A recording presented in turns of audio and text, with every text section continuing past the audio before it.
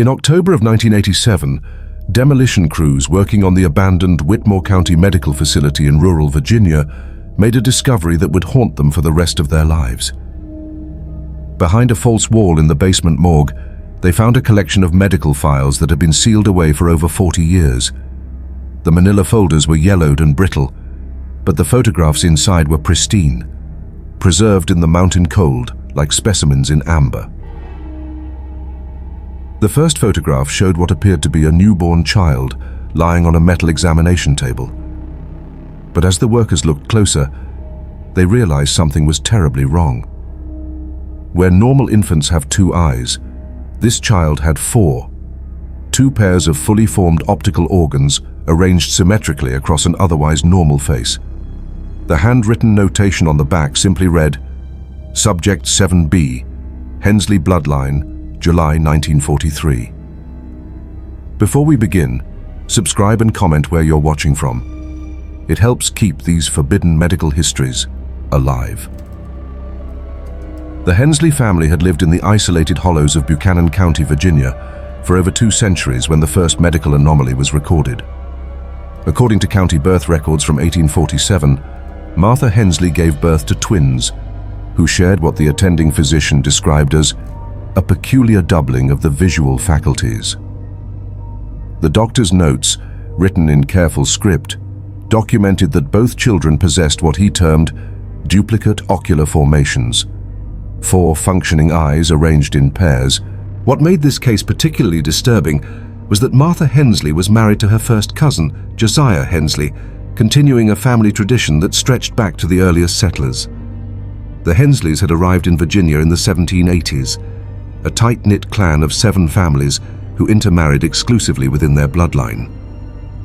Church records from the First Baptist Church of Buchanan County reveal a pattern of marriages between uncles and nieces, cousins of varying degrees, and in one documented case from 1823, a brother and sister who were wed in a private ceremony conducted by their own father, a self-ordained minister.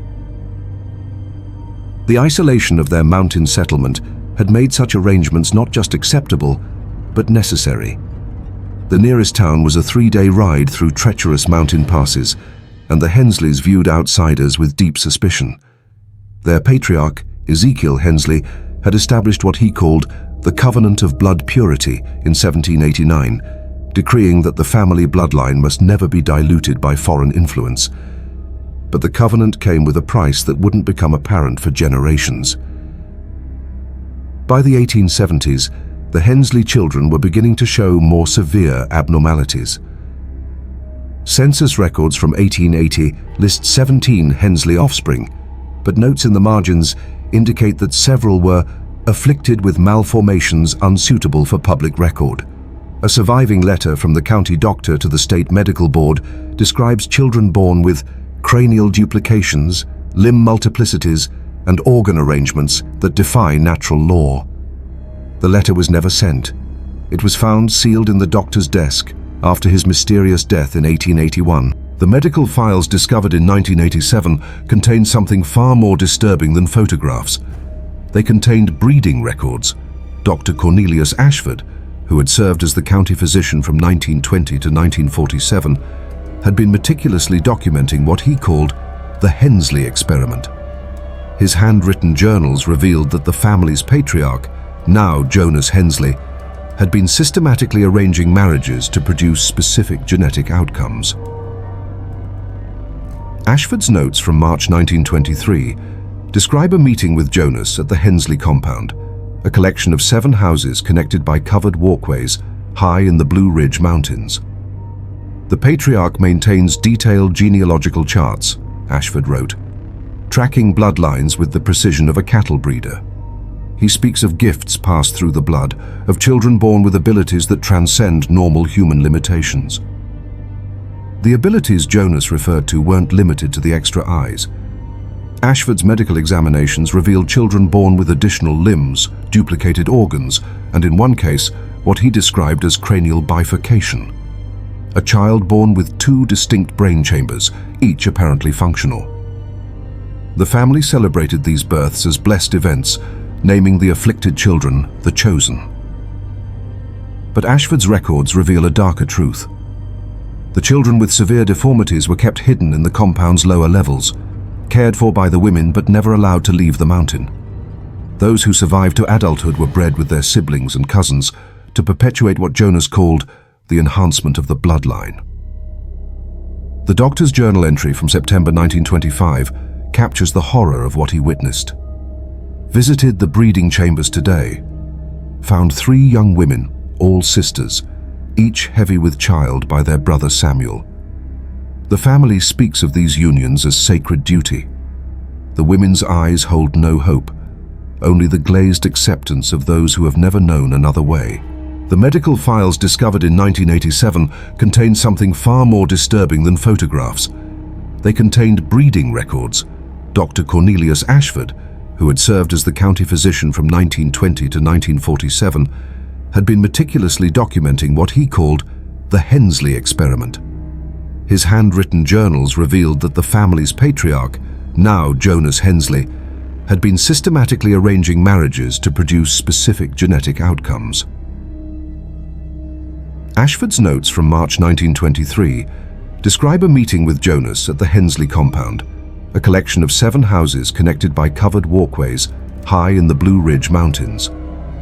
The patriarch maintains detailed genealogical charts, Ashford wrote, tracking bloodlines with the precision of a cattle breeder.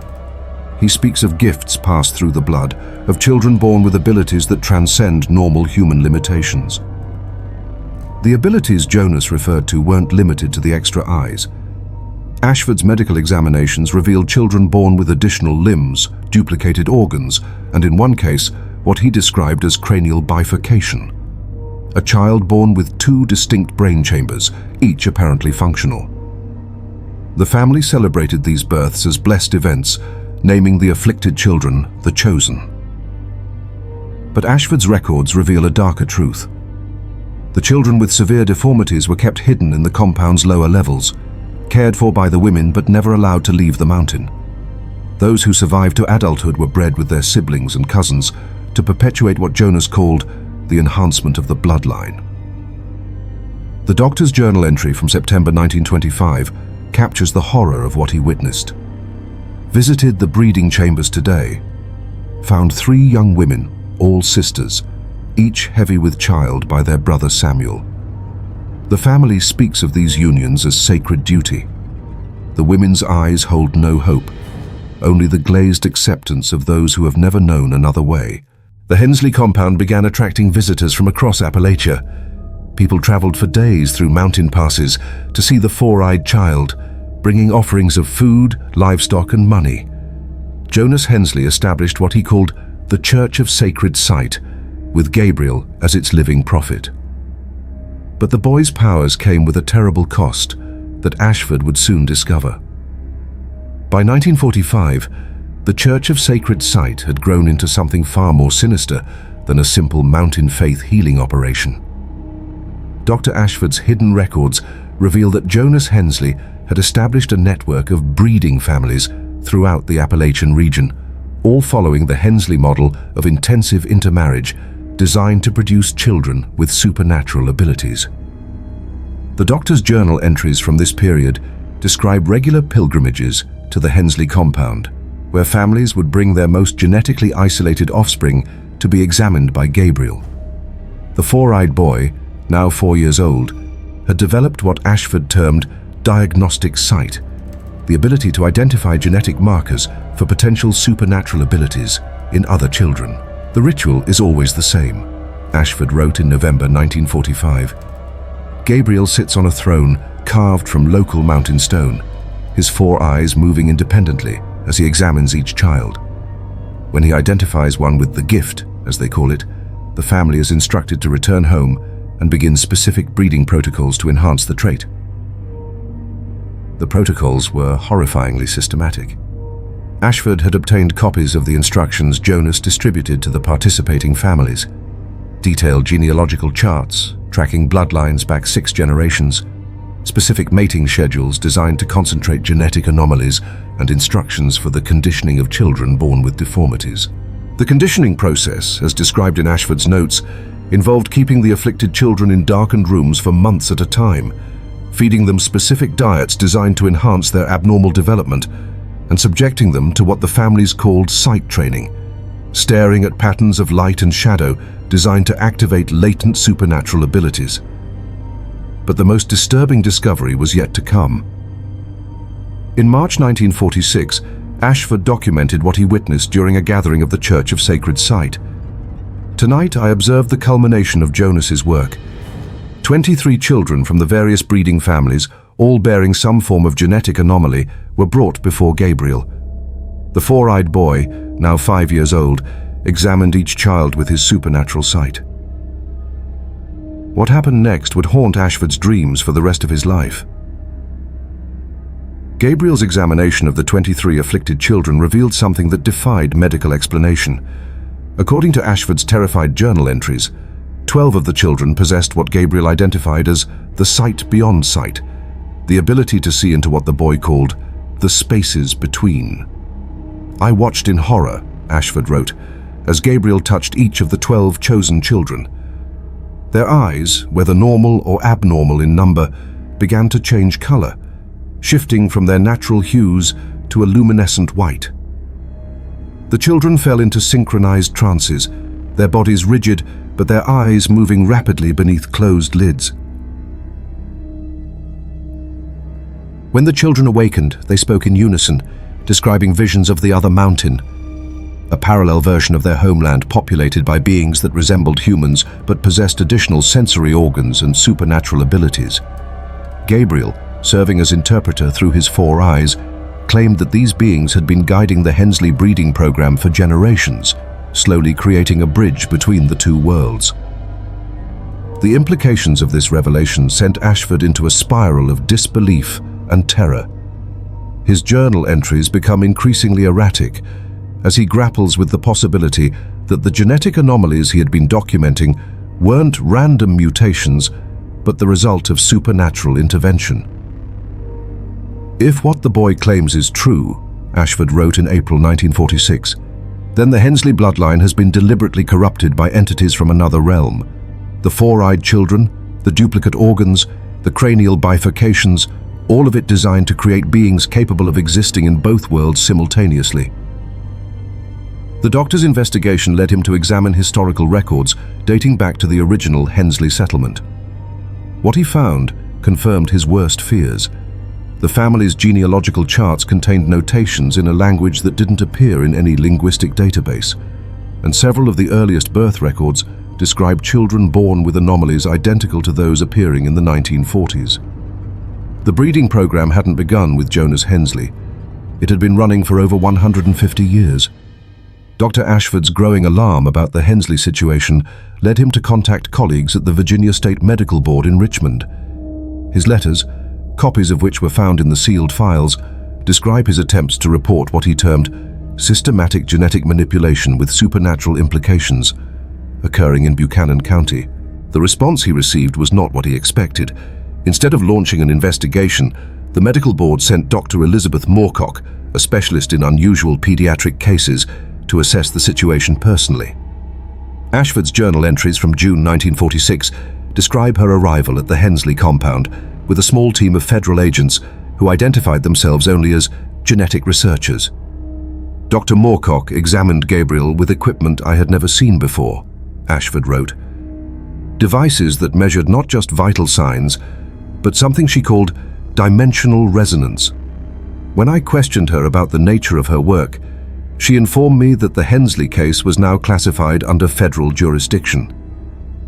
What Ashford discovered next shattered his understanding of the situation entirely.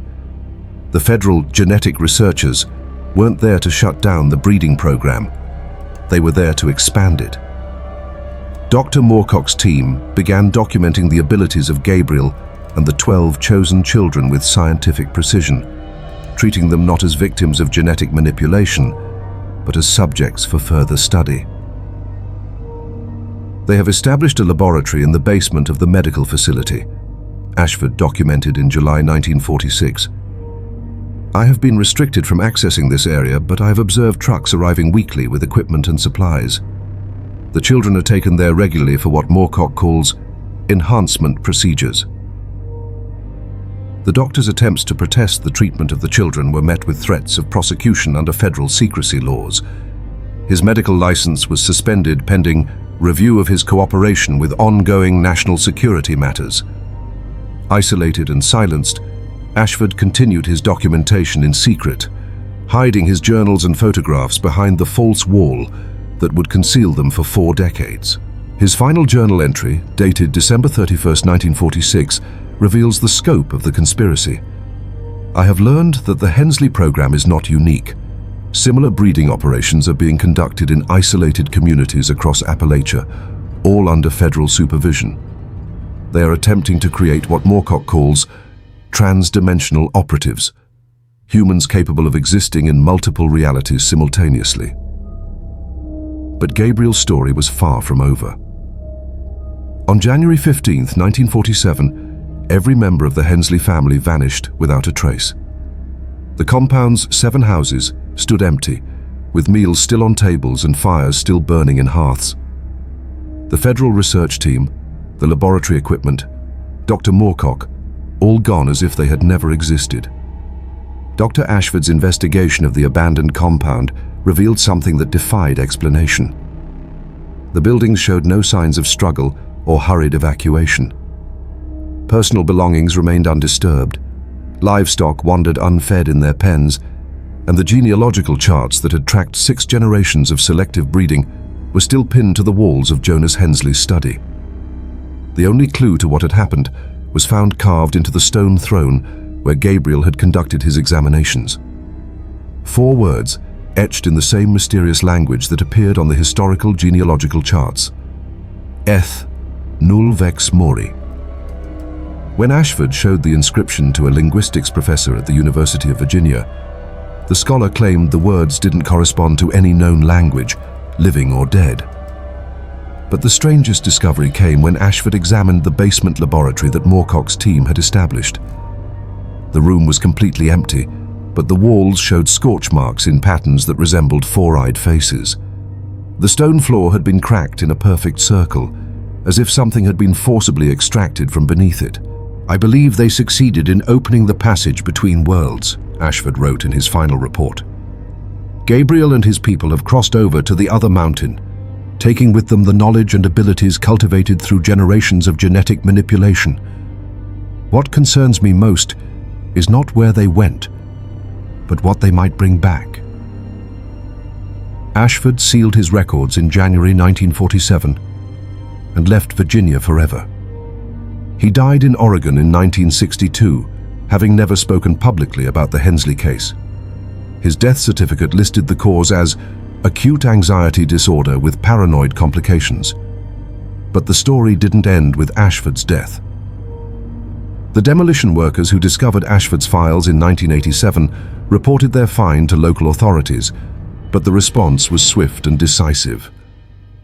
Within hours, federal agents arrived at the construction site and confiscated all materials related to the Hensley case. The workers were debriefed and required to sign confidentiality agreements under penalty of federal prosecution. However, one of the construction workers, James Mullins, had managed to photograph several pages from Ashford's journals before the feds arrived. These photographs, which Mullins kept hidden for over 20 years, contained information that suggested the Hensley disappearance was not permanent. According to Ashford's hidden notes, the doctor had continued monitoring the abandoned compound for months after the family's vanishing. His observations recorded strange phenomena: lights moving through the empty houses at night, the sound of children playing in the vacant rooms, and most disturbing of all, sightings of figures with multiple eyes watching from the windows. They return on the anniversary, one of Ashford's final entries revealed. Every January 15th, I have observed activity at the compound. The figures appear more solid each year, as if they are gradually materializing back into our reality. Mullins's photographs also contained Ashford's calculations regarding what he called the return cycle. Based on his observations and the mysterious language carved into Gabriel's throne, the doctor had theorized that the Hensley family was trapped in a dimensional loop, spending 40 years in each reality before being pulled back to the other. If Ashford's calculations were correct, the Hensleys would fully return to our dimension in January 2027, exactly 80 years after their disappearance. But there was one more piece of information that Mullins had photographed, a detail that made the impending return even more terrifying. Ashford's final calculations included disturbing projections about what the Hensley family might have accomplished during their 80-year absence. If they had continued their breeding program in the parallel dimension, using the knowledge gained from Gabriel's supernatural sight, they would return not as the few dozen individuals who had vanished in 1947, but as a fully developed civilization of genetically enhanced beings. The doctor's notes suggested that time moved differently in the other dimension, allowing for accelerated development of both population and abilities. Gabriel would no longer be a child, Ashford wrote, but a mature leader, commanding followers whose supernatural capabilities exceed anything we witnessed in our dimension. This projection was supported by reports that began surfacing in the 1980s and 1990s from hikers and hunters in the Buchanan County area. Multiple witnesses described encounters with figures possessing abnormal numbers of eyes, limbs, or other sensory organs, theforkes. These sightings always occurred near the abandoned Hensley compound, and always involved beings who seemed to phase in and out of visibility. A 1993 report filed with the Virginia Department of Wildlife described an encounter between park rangers and a family group of approximately 12 individuals, several of whom displayed severe physical anomalies, including multiple ocular formations and additional limb structures. The ranger's account noted that the figures communicated in an unknown language and seemed to possess preternatural awareness of their surroundings. Most disturbing was the ranger's observation that several of the figures appeared to be children, but children whose eyes glowed with an unnatural luminescence and who moved with an otherworldly coordination that suggested enhanced sensory capabilities. The report was classified and removed from public records within days of being filed. James Mullins's decision to go public with his photographs of Ashford's journals in 2010 prompted an immediate response from federal authorities. Within weeks of posting the images online, Mullins received visits from agents representing multiple government agencies, all demanding the return of classified materials related to ongoing national security matters. But Mullins had learned from Ashford's experience. Before going public, he had distributed copies of the photographs to researchers at universities across the country, ensuring that the information couldn't be suppressed as easily as it had been in 1947. The leaked documents revealed that the government's interest in the Hensley case had never ended. Classified budget allocations dating back to 1947 showed continuous funding for something called Project Dimensional Gateway, with annual expenditures running into millions of dollars. Personnel records indicated that Dr. Elizabeth Moorcock had continued her research for decades, eventually heading a department called Transhuman Development Initiative within an unnamed federal agency. Most chilling were the procurement records that Mullins had photographed. Government purchase orders from the 1980s and 1990s showed acquisitions of specialized equipment designed for dimensional interface monitoring and trans-reality communication systems. The orders were all delivered to facilities in rural Virginia, within 50 miles of the abandoned Hensley compound. The implication was clear. The government had been preparing for the Hensleys' return for decades. Intelligence reports from the 2000s, partially visible in Mullins's photographs, described increased dimensional instability in the Buchanan County region, with measurements showing cascade fluctuations consistent with imminent transdimensional breach events. The reports included countdown projections leading to a date that made Mullins' blood run cold: January 15th, 2027. As the calculated return date approaches, reports of supernatural encounters in the Buchanan County area have increased dramatically. Local police files from 2015 to 2023 document hundreds of sightings of individuals with unusual physical characteristics in the vicinity of the old Hensley compound. The most credible accounts come from Dr. Sarah Chen, a geneticist from Virginia Tech, who began investigating the area in 2020 as part of a study on isolated population genetics. Her research, initially focused on the historical impact of genetic bottlenecks in Appalachian communities, took a disturbing turn when she discovered evidence of ongoing supernatural activity. I was collecting soil samples near the abandoned compound when I encountered a child who shouldn't have been there, Chen documented in her research notes. The child appeared to be approximately 8 years old, but possessed 4 eyes arranged in the same diamond pattern described in the historical accounts. When I approached, the child spoke in what sounded like English, but the words seemed to bypass my ears and appear directly in my mind. Chen's subsequent interviews with local residents revealed a pattern of encounters dating back decades. Multiple families described children born with unusual numbers of sensory organs, but unlike the historical Hensley cases, these children disappeared within days of birth, taken by figures who emerged from the mountain forests at night. The mountain folk don't talk about it openly, Chen noted, but they know something is building toward a significant event. They speak of the year the eyes come home, which corresponds exactly with the 2027 date calculated by Dr. Ashford. Chen's research also uncovered evidence that the original Hensley compound wasn't the only location showing signs of dimensional instability. Similar phenomena were being reported across Appalachia, always in areas with histories of isolated populations and intensive intermarriage. The pattern suggested that the government's trans-dimensional operative program hadn't ended with the Hensley's disappearance. It had expanded. In 2024, satellite imagery of the Buchanan County region began showing unusual construction activity near the abandoned Hensley compound. The images, leaked by whistleblowers within the intelligence community, revealed the construction of a massive underground facility connected to the original compound by a series of tunnels. The construction work was being conducted by contractors working for Dimensional Research Associates, a company that existed only on paper and had no publicly available information about its purpose or funding sources. Local residents reported seeing convoys of unmarked trucks delivering equipment to the construction site, always at night and always with heavy security escorts. The equipment, according to witnesses who managed to photograph the deliveries, included devices that resembled the dimensional interface monitoring systems described in the leaked procurement records from the 1980s. But the most disturbing discovery came from hikers who managed to approach the construction site from the mountain's back face.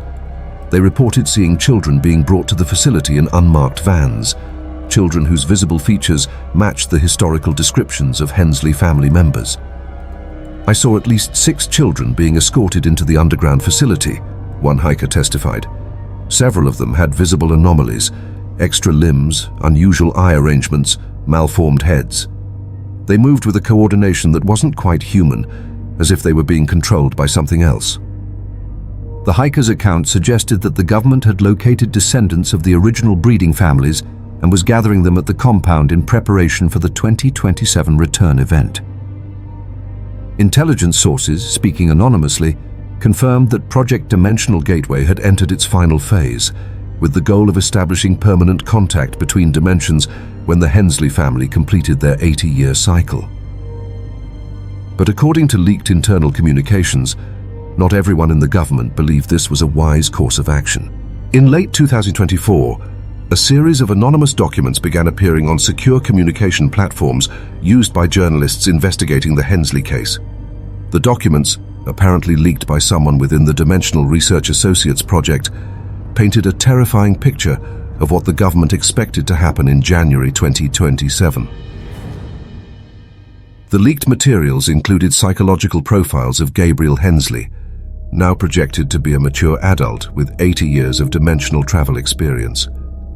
The profiles, prepared by government psychologists who had never met Gabriel but had studied Ashford's records extensively, described an individual whose supernatural abilities would have grown exponentially during his time in the parallel dimension. Subject Gabriel-Prime represents a potential extinction-level threat to baseline human populations.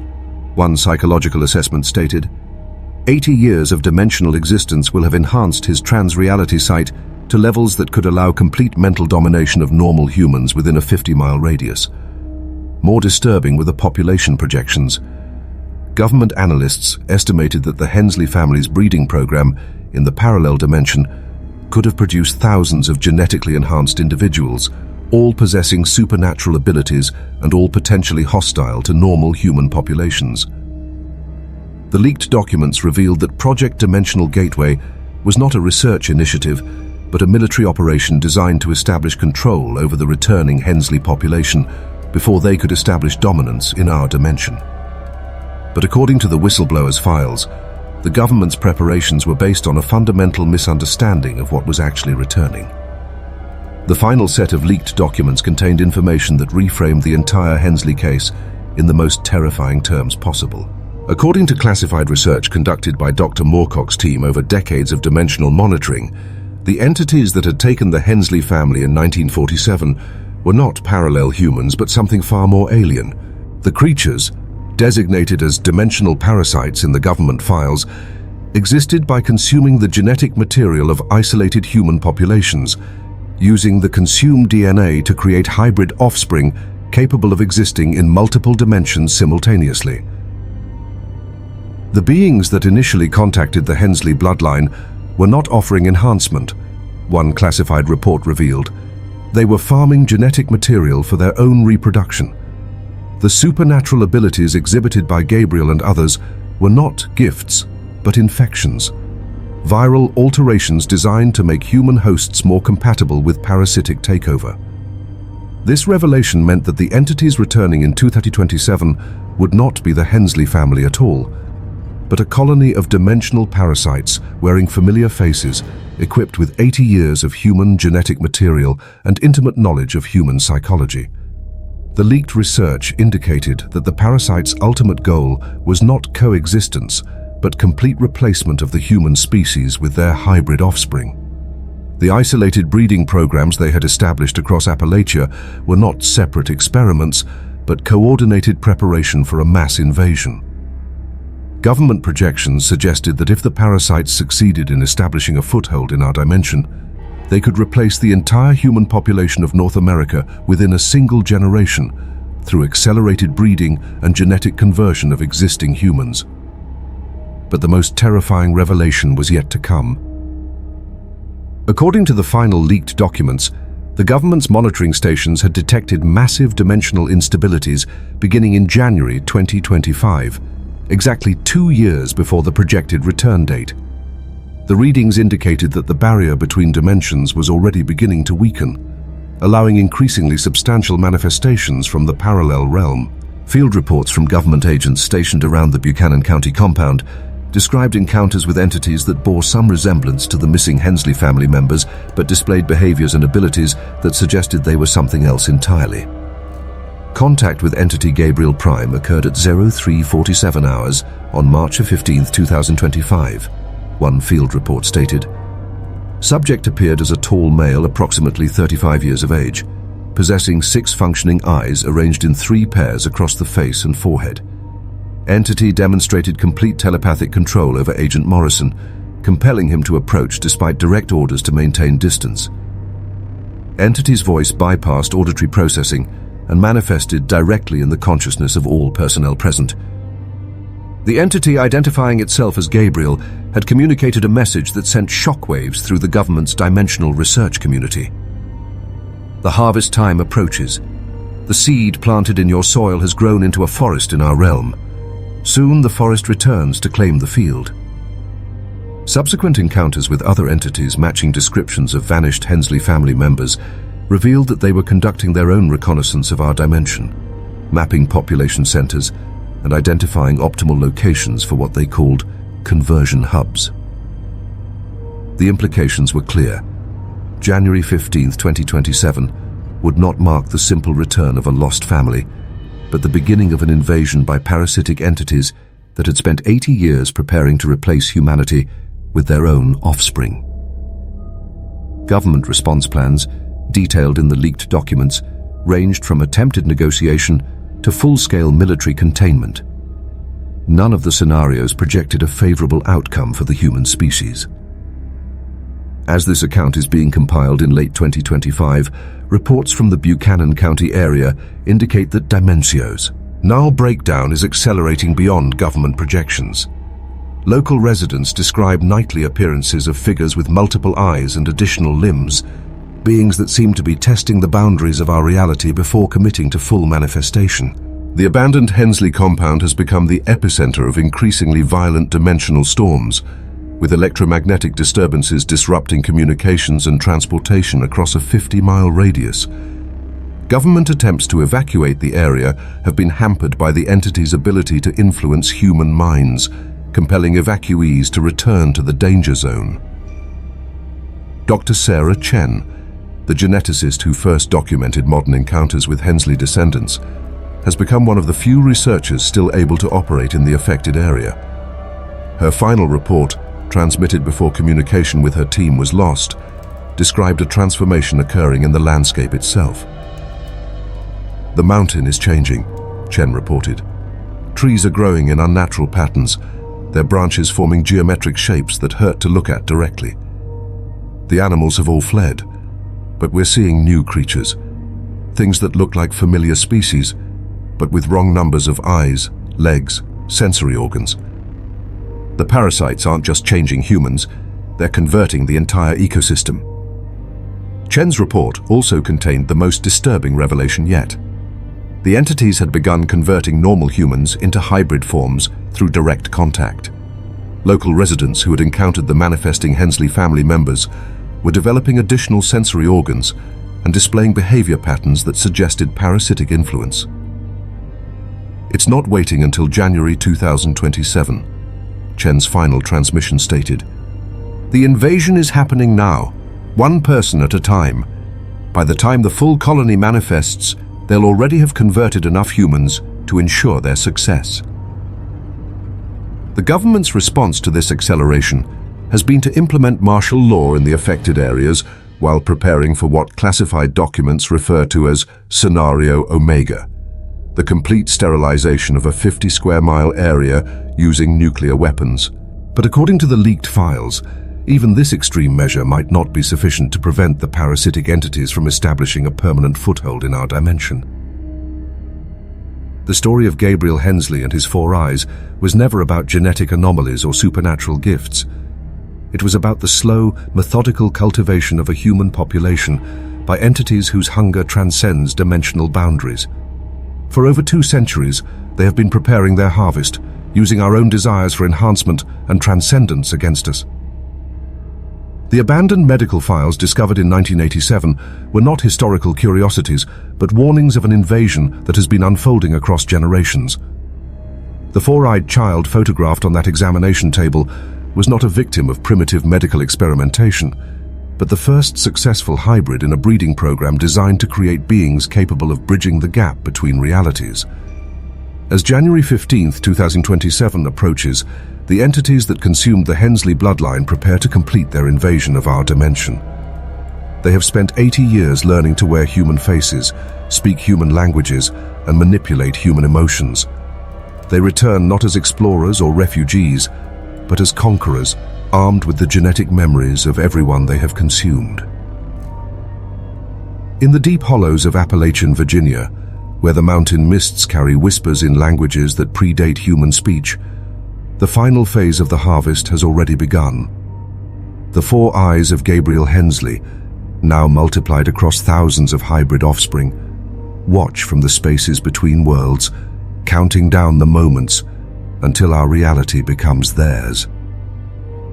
The children born with extra eyes were never medical anomalies. They were reconnaissance scouts for an invasion that has been planned since the first European settlers isolated themselves in the mountain wilderness. And now, as the dimensional barriers weaken and the hybrid army prepares to cross over, humanity faces the ultimate test of survival against entities that have been feeding on our genetic material for over 2 centuries. The harvest time is almost upon us, and we are the crop they have been cultivating all along.